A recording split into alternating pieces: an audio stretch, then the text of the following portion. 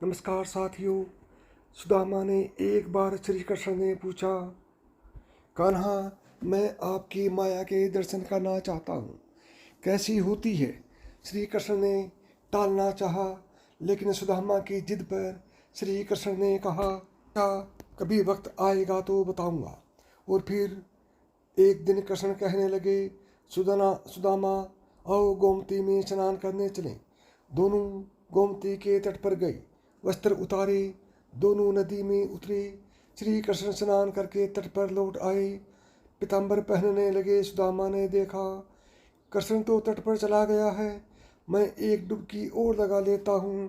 और जैसे ही सुदामा ने डुबकी लगाई, भगवान ने उसे अपनी माया का दर्शन करा दिया। सुदामा को लगा गोमती में बाढ़ आ गई है, वह बहे जा रहे हैं। सुदामा जैसे तैसे घाट के किनारे रुके, घाट पर चढ़े घूमने। घूमते घूमते गांव के पास आए, वहाँ एक अतिथि ने उनके गले में फूल माला पहनाई। सुदामा हैरान हुए, लोग इकट्ठे हो गए। लोगों ने कहा, हमारे देश के राजा की मृत्यु हो गई। हमारा नियम है, राजा की मृत्यु के बाद हथिनी जिस भी व्यक्ति के गले में माला पहना दे, वही हमारा राजा होता है। अथिनी ने आपके गले में माला पहनाई है, इसलिए अब आप हमारे राजा हैं। सुदामा और हैरान हुआ, राजा बन गया।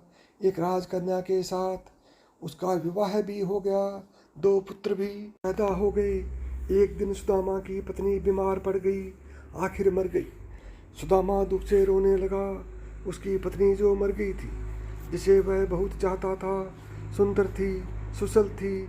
लोग इकट्ठे हो गए। उन्होंने सुदामा को कहा, आप रोए नहीं, आप हमारे राजा हैं, लेकिन रानी जहाँ गई है वहीं आपको भी जाना है। यह मायापुरी का नियम है। आपकी पत्नी को चिता में अग्नि दी जाएगी, आपको भी अपनी पत्नी के साथ जाना होगा। सुना तो सुदामा की सांस रुक गई, हाथ पांव फूल गए। अब मुझे भी मरना होगा। मेरी पत्नी की मौत हुई है, मेरी तो नहीं। भला मैं क्यों मरूं? यह कैसा नियम है? सुदामा अपनी पत्नी की मृत्यु को भूल गया, उसका रोना भी बंद हो गया।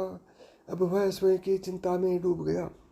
कहा भी, भाई, मैं तो मायापुरी का वासी नहीं हूँ, मुझ पर आपकी नगरी का कानून लागू नहीं होता। मुझे क्यों जलना होगा? लोग नहीं माने।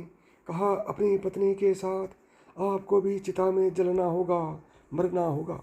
यहाँ का नियम है। आखिर सुदामा ने कहा, अच्छा भाई, चिता में जलने से पहले मुझे स्नान तो कर लेने दो।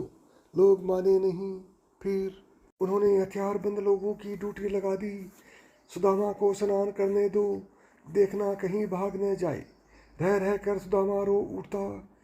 सुदामा इतना डर गया कि उसके हाथ पैर कांपने लगे। वह नदी में उतरा, डुबकी लगाई और फिर जैसे बाहर निकला, उसने देखा माया नगरी कहीं भी नहीं।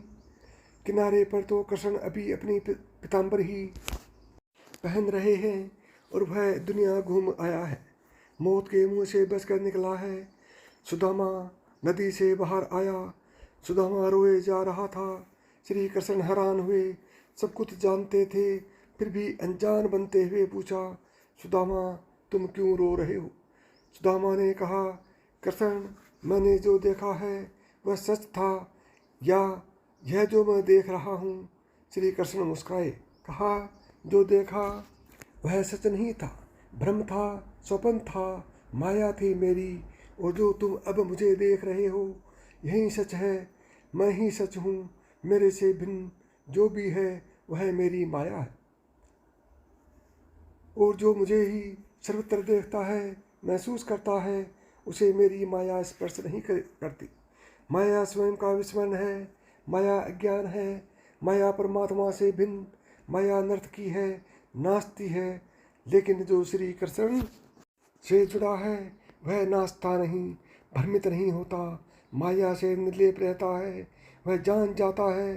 सुदामा भी जान गया था, जो जान गया है वह श्री कृष्ण से अलग कैसे रह सकता है। प्रेम से बोलो, जय श्री कृष्ण, श्री कृष्ण, राधे राधे।